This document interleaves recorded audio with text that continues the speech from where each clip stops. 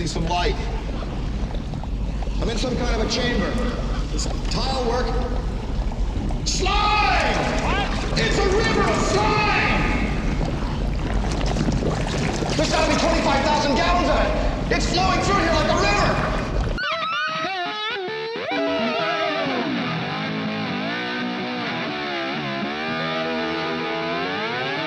You're listening to Duck Dust FM.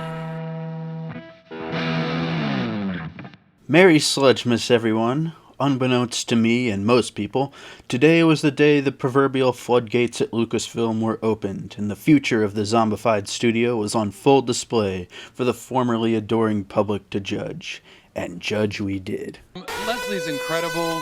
She's one of the most malleable directors that I feel like I've worked with, one of the most collaborative. First on the docket today was The Mandalorian Season 3.5, working title Ahsoka, a show that 3 years ago had almost infinite amounts of hype from Clone Wars and Rebels fanatics, especially after getting a taste of live-action Ahsoka in The Mandalorian Season 2. Yet as we got a pointless cameo in The Mandalorian Season 2.5, then called The Book of Boba Fett, it started to lose its appeal, and now when we finally have a trailer in April for something that comes out in the summer, no cause for concern there, we got all those Rebels member berries to varying degrees of production value, but it still overall felt bland and hollow. Something's coming, I can feel it!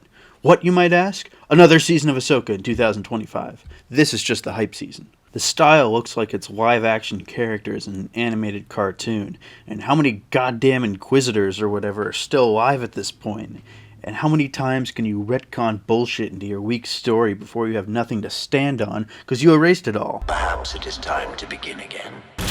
Next up is the maliciously titled Indiana Jones and the Dial of 911 because they raped Indiana Jones! For ever so brief of 5 seconds there, I almost thought they actually made something out of this $500 clusterfuck. Alas, the token playing of sympathy for the devil over Indy finding himself in a new place and time was not enough to distract from the abhorrent rest of the trailer. So Indy's retiring, yada yada, and he wants to find the Dial of Destituty because he's been searching for it all his life.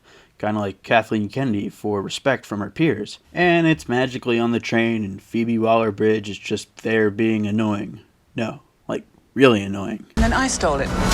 It's called capitalism. For the love of God, shut the hell up! Then we get a young, de-aged Indy, and I'm sorry, I just can't get over the fact that this entire thing is about a villain wanting to go back in time and correct the mistakes of the past that actually benefited the world by doing a bunch of new, terrible things.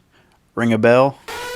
If Kathleen Kennedy's job really relies on this shit making $1 billion because it made a Marvel TV show look like it was well planned with how many times it was reshot, then I think we're safe from the thought of her sticking around after this atrocity gets shat out into theaters. But if by some off-chance double whammy miracle it inches close to that mark and she sticks around somehow, we were given perhaps the greatest insurance policy in recent memory today. Yes, I'm talking about the Rey Scalpatine movie. Trilogy, actually, if we're really lucky, but we all know how trilogies go down at Disney Star Wars. This is such a crock of shit! This war crime is not only going to be the first movie that's been released since Rise of Skywalker, but is going to be led by the writer of Miss Marvel. You know, the one that has 98% on Rotten Tomatoes and 98 viewers worldwide. And in this bullshit, she's going to be leading a new Jedi Order.